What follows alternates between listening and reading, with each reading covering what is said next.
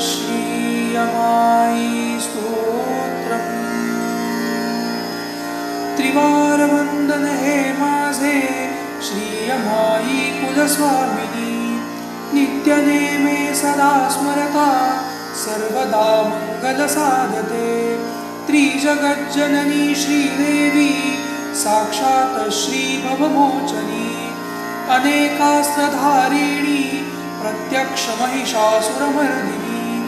जय जय श्री भगवती कृपानिधि महायोगिनी, सर्वमंत्रमयी भवानी महामंगला नारायणी।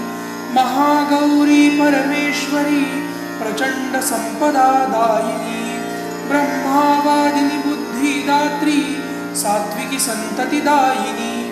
कृपा करी आई यमाई सर्व संकट निवारिणी, भक्तवत्सल महादेवी सदैव इच्छितदायिनी। सोमनाथ कृत हे स्तोत्र भावे प्रिय तुझा अत्यंत, नित्य भावे त्याचे कल्याण जो जो स्मरेल हे साध्यंत। इति श्री क्षमा प्रार्थी सोमनाथ कृत श्रीयमाई स्तोत्रं संपूर्णम्। श्रीयमाई चरणा